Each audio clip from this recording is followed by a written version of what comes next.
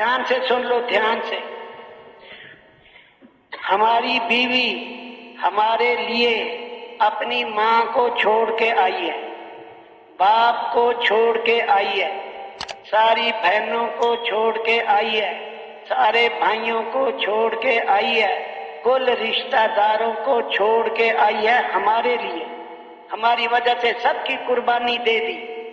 अपनी सहेलियां, दोस्त, बच्चियां जिनके साथ खेलते खेलते जवान हुई, उनके साथ मानूस, वो सब छोड़ दिया। किसके लिए छोड़ा बीवी ने, बताओ जल्दी? खामिद के लिए। अच्छा, खामिद के घर आ गई। अब खामिद की वजह से खामिद की माँ की भी खिदमत करे, खामिद की वजह से कर रही, खामिद के बाप की भी खिदमत करे, इसके बहन भाइयों की भी करे, इसके रिश्तेदार मेहमान आ गए उनको भी खाना चाहे। अपना सारा छोड़ दिया, हमारा सारा बोझ अपने सर पर उठा लिया। फिर भी अगर हम उसको लड़ते रहे, झिड़कते रहे, डांटते रहे, गालियां देते रहे, बातें तो मारते भी हैं बीवियों, इतने बेरहम हैं, होश नहीं है, बेहोश बन के चल रहे। हाँ, डुडई क्यों नहीं पकाई टाइम पर, चाय क्यों नहीं पकाई, डांट रहा, चाय में पत्ती क्यों कम डाली है, नमक क्यों सालन में ज्यादा डाल दिया। सारी खिदमत की, आखिर में ये इनाम मिला। अरे होश से जिंदगी गुजारनी है, अपना सारा छोड़ के आई, हमने अपनी बनाई नहीं, हमने उसको अपना नहीं बनाया, नौकरानी बना लिया।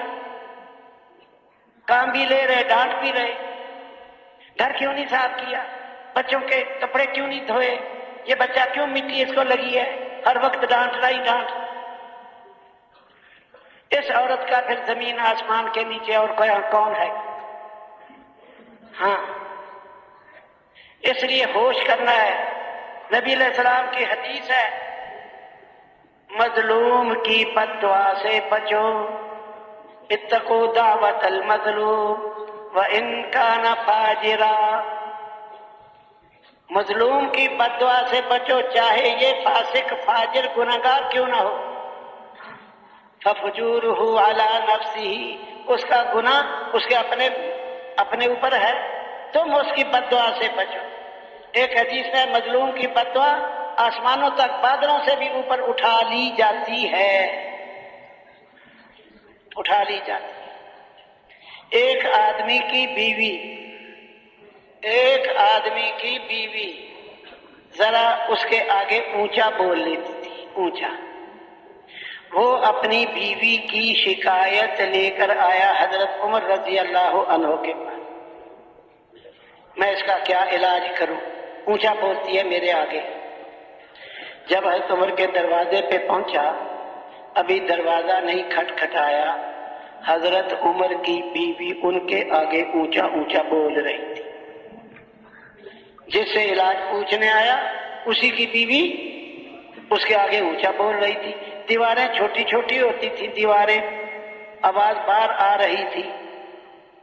उसने सोचा ये मुझे क्या इलाज बताएगा, जिसकी अपनी बीवी उसके आगे ऊंचा बोलती।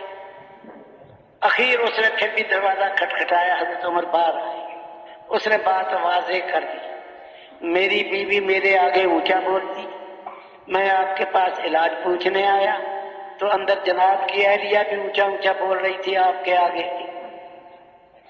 पहले तो मैं वापस जाने लगा, फिर मैंने चल आया हूं आप पूछी। हज़रत उमर ने कहा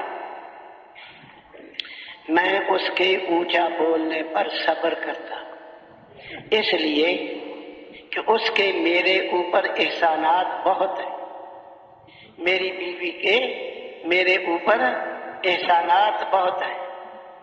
क्या एहसानात?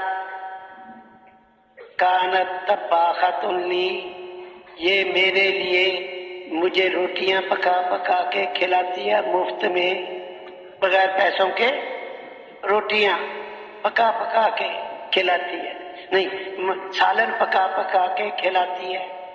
کانت خبازۃ لی، میرے لیے روٹیاں بھی پکا کے کھلاتی ہے، سالن بھی پکا کے کھلاتی ہے بغیر پیسوں کے، میری باورچن بنی ہوئی ہے۔